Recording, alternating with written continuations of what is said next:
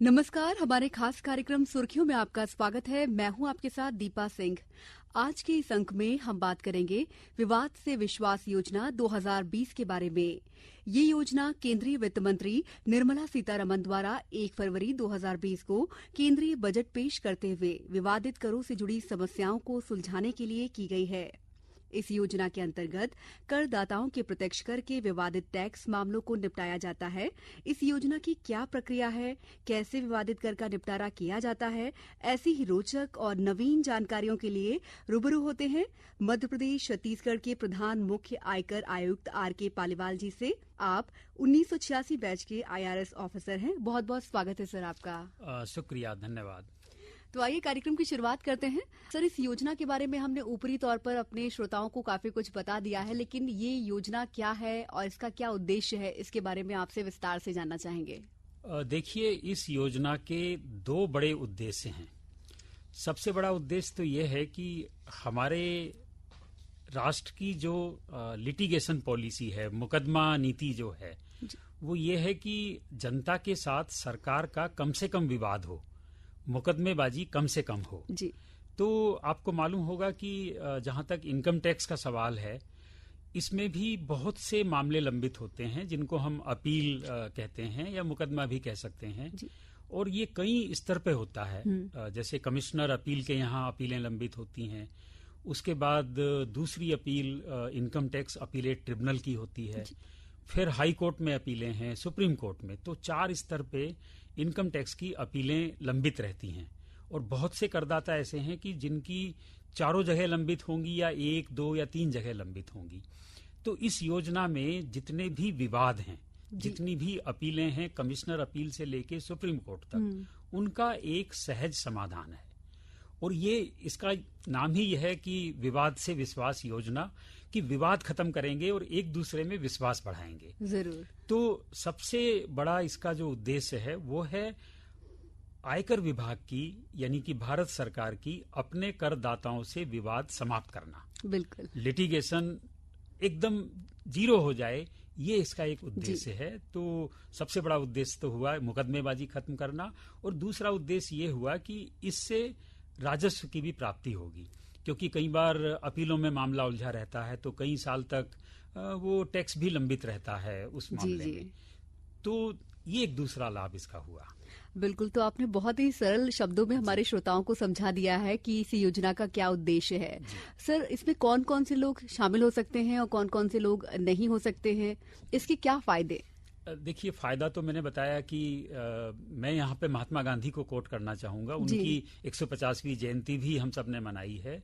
तो उनका कहना यह था कि आजाद देश में लोगों के बीच या सरकार और जनता के बीच मुकदमेबाजी नहीं होनी चाहिए और न्याय प्रक्रिया बहुत सहज होनी चाहिए। तो एक तरह से मैं तो कहता हूँ ये योजना भी महात्मा गांधी की 150वीं जयंती पे एक श्रद्धांजलि है, आपस के विवाद खत्म करके जी। तो ये तो हुआ एक तरह से इसका लाभ। और जहां तक आपने कहा कि कौन इसका लाभ ले सकते हैं जी। तो मेरे हिसाब से तो अधिकांश करदाता इसका लाभ ले सकते हैं। केवल ऐसे मामले इसमें नहीं आएंगे, एक तो जिनके यहाँ वो छापे की कार्रवाई हुई है और 5 करोड़ से ज्यादा का उनका टैक्स बकाया है, यानी कि बड़े जो मामले कर चोरी के हैं वो इसमें नहीं आ पाएंगे। और दूसरे जो कुछ आपराधिक मामले हैं, जैसे बेनामी संपत्ति का मामला है या प्रिवेंशन ऑफ करप्शन एक्ट का मामला है, तो जो उस तरह के आपराधिक लोग हैं वो इसको लाभ नहीं ले सकते। पर मैं आपको बताना चाहूंगा कि हमारे ज्यादातर जो करदाता हैं, इनकम टैक्स पेयर हैं, वो अपराधी की श्रेणी में नहीं आते। तो मेरे हिसाब से तो लगभग 98-99% आयकरदाता इसका लाभ ले सकते हैं। बिल्कुल, ये तो आपने बहुत ही अच्छी बात बताई है कि 98% करदाता इसमें शामिल हो सकते हैं और इस योजना का लाभ भी ले सकते हैं। ये भी जानना चाहेंगे कि सर, विवाद से विश्वास स्कीम जो है, इसकी कैसी प्रक्रिया है, कैसे इसका लाभ लिया जाए? इसकी प्रक्रिया बहुत सरल है, क्योंकि आजकल कोविड भी चल रहा है। तो कहीं भीड़ भाड़ भी नहीं हो, इसलिए इस योजना का आवेदन ऑनलाइन इनकम टैक्स डिपार्टमेंट की वेबसाइट पर हो सकता है जी। और बल्कि कहा गया है कि ऑनलाइन ही आवेदन इसका किया जाए जी। तो जो भी आपके इलाके के प्रधान आयकर आयुक्त हैं, प्रिंसिपल कमिश्नर इनकम टैक्स, अगर हम मध्य प्रदेश और छत्तीसगढ़ की बात करें तो हमारे यहाँ ग्वालियर में प्रिंसिपल कमिश्नर इनकम टैक्स हैं, भोपाल में हैं, जबलपुर में हैं, इंदौर में हैं और रायपुर में हैं। तो एक तरह से इन 5 क्षेत्रों के करदाता अपने अपने प्रधान आयकर आयुक्त प्रिंसिपल कमिश्नर इनकम टैक्स के यहाँ ऑनलाइन आवेदन करेंगे और उसमें आवेदन के साथ बस उनको ये कहना है कि हम विवाद से विश्वास योजना का लाभ लेना चाहते हैं और हम अपने विवाद का निपटान चाहते हैं। तो जैसे ही वो आवेदन करेंगे, उनके आवेदन के बाद जो हमारे प्रिंसिपल इनकम टैक्स हैं वो उनको ऑनलाइन ही ये सूचना देंगे मेल से कि आपके ऊपर इतना कर बनता है। उसके बाद वो कर जमा कर देंगे और उनको सर्टिफिकेट मिल जाएगा। तो सारी पूरी प्रक्रिया ऑनलाइन है। बिल्कुल, तो ऑनलाइन बहुत ही आसान प्रक्रिया है, जैसा कि आपने बताया कि एक क्लिक करेंगे और उसके जरिए आपकी समस्या का समाधान हो जाएगा, आप सारे विवादों से निपट जाएंगे। सर, ये भी बात कहाँ तक सही है कि इस योजना के तहत करदाता सरकार के साथ बिना ब्याज पेनाल्टी के अतिरिक्त शुल्क के अपने पुराने टैक्स विवाद को निपटा सकते हैं? हाँ, देखिए, विवाद खत्म ही नहीं हो रहा है, इसका ये भी लाभ मिल रहा है कि मान लीजिए आपका से 1 लाख टैक्स विवादित है, तो केवल टैक्स ही विवादित नहीं होता, इस टैक्स के ऊपर हम लोग ब्याज भी लेते हैं। जितने साल बाद ये चुकाया जाएगा उसके ऊपर पेनल्टी भी लगती है, फिर प्रोसिक्यूशन की कार्रवाई होती है जिसमें जेल भी होती है लोगों को कर चोरी करने के मामले में। तो इस योजना में अगर आपने टैक्स का भुगतान कर दिया तो आपको ब्याज पेनल्टी तो देना ही नहीं पड़ेगा, आपका प्रोसिक्यूशन की कार्रवाई भी नहीं होगी। तो ये एक तरह से 3 और लाभ साथ में मिल रहे हैं केवल टैक्स देने से। तो ये केवल टैक्स विवाद का ही समाधान नहीं है, उस पे लगने वाला ब्याज, पेनल्टी और प्रोसिक्यूशन सभी कार्रवाइयों से आप मुक्त हो जाएंगे। बिल्कुल, कहा जाए कि बहुत सारी समस्याओं का सिर्फ एक समाधान है। अगर आप इस योजना का लाभ लेंगे तो काफी हद तक आपको बहुत सारे विवादों से छुटकारा मिल सकता है। सर, ये योजना कब से कब तक लागू है और इसकी आखिरी तारीख क्या है, ये भी हमारे श्रोताओं को बताइए। देखिए, ये योजना शुरू हुई थी जनवरी में, जब जनवरी 2020 की जो लंबित मामले थे वहां से ये शुरू हुआ था और शुरुआत में इसमें 31 मार्च तक का समय था, लेकिन बाद में बढ़ाया गया और अब क्योंकि समय बहुत नजदीक आ रहा है, आवेदन की समय है 31 दिसंबर 2020। आज 22 तारीख हो गया है जी। तो ये 8 या 9 ही दिन बचे हैं आवेदन देने के लिए।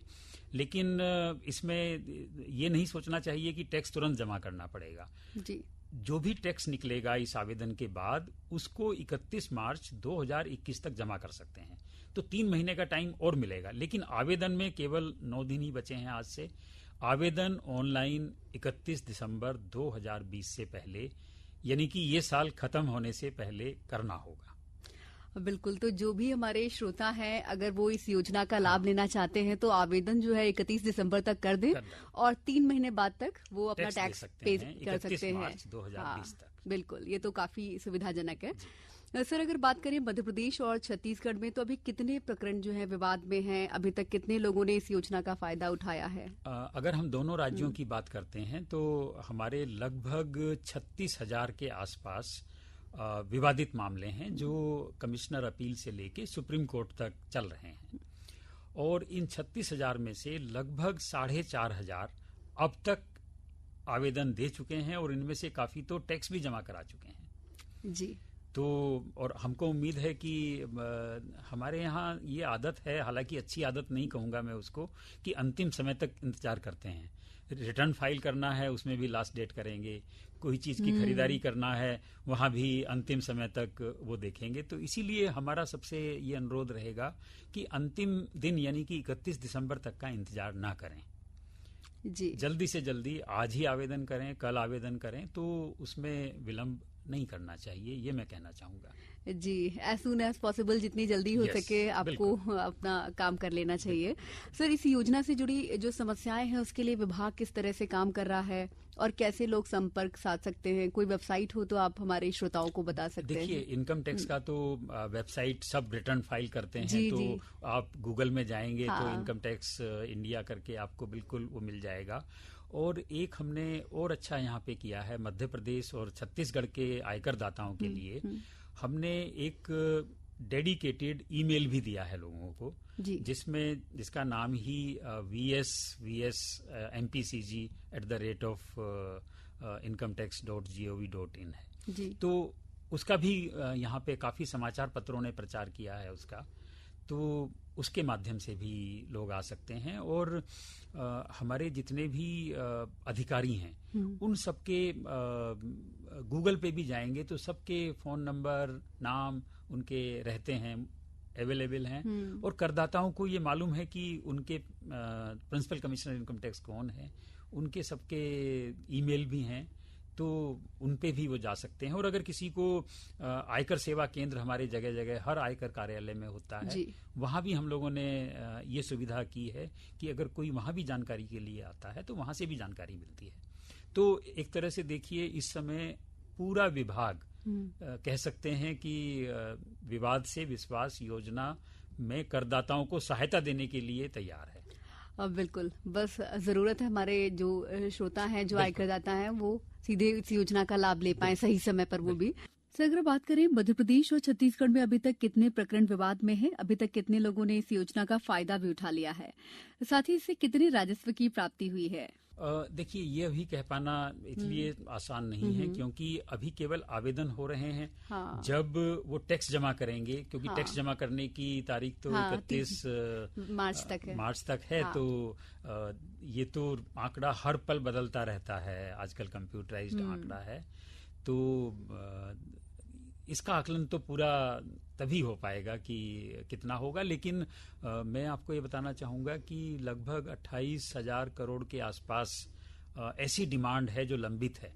उसमें से कितनी आएगी, कौन अपना टैक्स देने की क्षमता रखता है 31 मार्च तक, या किसकी उस तरह की आदत है कि भाई विवाद को जल्दी खत्म करना है। हम तो चाहते हैं कि सब अपना विवाद खत्म कर लें।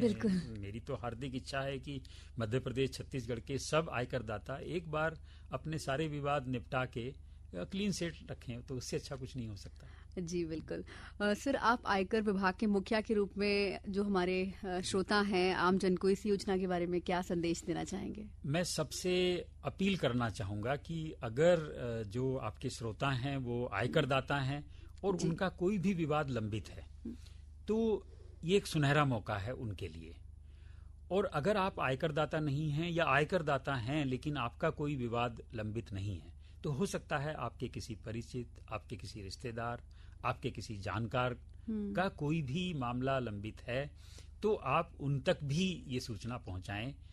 तो मेरा सबसे अनुरोध रहेगा कि आपका अपना मामला हो विवादित या आपके किसी भी परिचित का, आप सब हमारे ब्रांड एम्बेसडर बने भारत सरकार के आयकर विभाग के। जी। तो हम चाहेंगे इस योजना का प्रचार प्रसार जैसे आकाशवाणी कर रही है, ऐसे ही हर सजग नागरिक का भी कर्तव्य है कि अच्छी योजनाओं को सही लोगों तक पहुंचाएं। तो सबसे मेरा अनुरोध रहेगा कि इस योजना के बारे में सबको बताएं।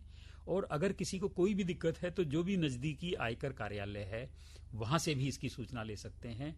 और मैं ये कहना चाहूंगा कि आपके माध्यम से कि मध्य प्रदेश, छत्तीसगढ़ के आयकरदाता मुझसे भी संपर्क कर सकते हैं। और विशेष रूप से 3 से 4 बजे का समय तो मैंने ऐसे लोगों के लिए भी रखा हुआ है जिनको कोई प्रायर अपॉइंटमेंट भी नहीं लिया है, क्योंकि बहुत से लोग उनको फोन नंबर नहीं होता। तो ये भी मैं आपके माध्यम से कहना चाहता हूं कि 3 से 4 के बीच तो कोई बिना अपॉइंटमेंट के भी मेरे से मिल सकता है। बिल्कुल सर, ये तो बहुत ही बढ़िया बात है कि आप 3 से 4 में उपलब्ध हैं और जो भी समस्या है, विवाद है, वो उनका निराकरण कर सकते हैं। बहुत बहुत शुक्रिया सर चर्चा में शामिल होने के लिए। आपका भी बहुत बहुत आभार। आइए सुनते हैं चार्टेड अकाउंटेंट अमित जैन से विवाद से विश्वास योजना की बारीकियां। नमस्कार, हम आज चर्चा कर रहे हैं केंद्रीय सरकार की रिसेंटली सबसे ज्यादा चर्चित में रहने वाली स्कीम विवाद से विश्वास। जैसा कि विवाद से विश्वास शब्द से समझ में आता है, सरकार की मंशा है कि जो विवाद लंबित हैं बहुत समय से, जिसमें न केवल विभाग का एवं बल्कि करदाता का बहुमूल्य समय जाता है, बल्कि एक बहुत बड़ा अमाउंट एक जगह लंबित है, जिसे सरकार की ये इच्छा है कि उस अमाउंट को भी रिकवर कर लिया जाए। और दूसरा, जो करदाता हैं उन्हें कहीं ना कहीं एक सुविधा दी जाए कि जो उनके लंबित विवाद के प्रकरण हैं वो जल्दी सुलझें और वो एक बार उनको सुलझाने के बाद नए सिरे से प्रॉपर तरीके से सब काम करें, जिससे आगे विवाद की स्थिति उत्पन्न ना हो। इसीलिए इसे विवाद से विश्वास के नाम से सरकार ने एक बहुत ही अच्छी प्रभावशील स्कीम लाई है, जिसकी तिथि 31 दिसंबर 2020 है। 31 दिसंबर 2020 से मतलब है 31 दिसंबर तक हमें अप्लाई करना है। जो विवाद से विश्वास स्कीम है उसमें हमें 31 दिसंबर 2020 तक उस स्कीम के अंदर हमें आवेदन करने की तिथि 31 दिसंबर 2020 है। इसमें जो प्रावधान है वो ये है कि आप 31 दिसंबर तक उस स्कीम में अप्लाई कर सकते हैं। अप्लाई करने के लिए सब कुछ ऑनलाइन है, बहुत ही सिंपल तरीके से इसमें इसके प्रावधान है। फॉर्म नंबर 1 और फॉर्म नंबर 2 जो डिक्लेरेशन है, इसमें हमें ये अपनी जानकारी सबमिट करनी है ऑनलाइन। ये जो फॉर्म नंबर 1 और फॉर्म नंबर 2 है, ये सबमिट करने की लास्ट डेट 31 दिसंबर 2020 है। जब हम फॉर्म नंबर 1 एंड 2 सबमिट करेंगे तो उसके बाद में जो अपने असेसिंग ऑफिसर हैं, कमिश्नर जो डेजिग्नेटेड अथॉरिटी हैं, वो उसके अगेंस्ट में फॉर्म नंबर 3 इशू करेंगे। फॉर्म नंबर 3 बेसिकली ये है कि आपको कितना अमाउंट उस स्कीम के अंतर्गत जमा करना है। आप फॉर्म 1 एंड 2 में सबमिट करेंगे, उसको असेसिंग ऑफिसर वेरीफाई करेंगे और आपकी वर्किंग अगर सही पाई जाएगी तो फॉर्म नंबर 3 में आपको एक वहां से फॉर्म आएगा जिसके अंतर्गत आपको ये कहा जाएगा कि आप अपना टैक्स जमा कीजिए और अपील, जो विवाद आपका लंबित है, माननीय अपीली अधिकारी की तरफ, अपील अधिकारी CIT अपील हो सकता है, ITAT हो सकती है, MP अपना हाई कोर्ट हो सकता है या सुप्रीम कोर्ट भी हो सकता है। इनके पास जो भी अपने लंबित प्रकरण हैं, वहां हमको इस अपील को विड्रॉ करने के लिए एक एप्लीकेशन लगानी पड़ेगी और वो विड्रॉल की एप्लीकेशन और चालान हमको जमा करने के बाद में एक फॉर्म नंबर 4 आता है, उसके साथ में हमको वो चीजें अपलोड करेंगे और उसके बेसिस पे फिर कमिश्नर साहब वेरीफाई करके फॉर्म नंबर 5 में हमें एक सर्टिफिकेट प्रदान करेंगे। तो स्कीम बड़ी सिंपल है। 31 दिसंबर तक अप्लाई करना है, फॉर्म 1 एंड 2 में अप्लाई करना है। 1 एंड 2 करने के बाद फॉर्म 3 से कमिश्नर साहब का ऑर्डर आएगा, उसके बेसिस पे हमको चालान जमा करना है और अपील का विड्रॉल लेटर साथ में अटैच करना है और उसके बेसिस पे हम फॉर्म 4 सबमिट करेंगे और 4 मिलने के बाद डिपार्टमेंट की तरफ से, विभाग की तरफ से फॉर्म नंबर 5 में फाइनल सर्टिफिकेट इशू होगा, जो कि इस बात का निर्णायक होगा कि ये विवाद जो आपका है अब खत्म होता है as per provisions of this scheme. तो ये तो हमने बात की विवाद से विश्वास के बारे में कि क्या प्रावधान है, कैसे इसको हमें अप्लाई करना है और क्या फॉर्म्स हमें इसके अंदर सबमिट करना है। अब हम थोड़ी सी चर्चा करेंगे कि इसके बेसिक प्रावधान क्या हैं। विवाद से विश्वास, सरकार जो लंबित प्रकरण को खत्म करने के लिए करदाता में एक विश्वास जगाना चाहती है, ये इस स्कीम का मुख्य उद्देश्य है। विवाद कुछ हुआ है, जाने अनजाने में हुआ है, आपको लगता है कि आपके पास उसके दस्तावेज नहीं है या आप अपने क्लेम को जस्टिफाई नहीं कर पा रहे हैं, तो सरकार ने आपको एक ऑप्शन दिया है। आप आइए, इस स्कीम के अंतर्गत आइए और इसमें अपना कर जमा कर दीजिए। क्योंकि होता क्या है, जब विवाद होता है तो कर लगता है, उसके ऊपर ब्याज लगता है और एक पेनल्टी भी लगती है।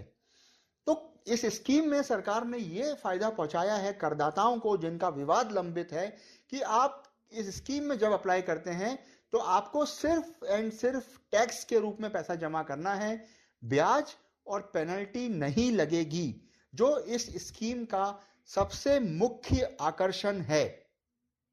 सबसे मुख्य आकर्षण इस स्कीम का क्या है कि केवल आपको कर जमा करना है, ब्याज और पेनल्टी पूरी तरीके से माफ है।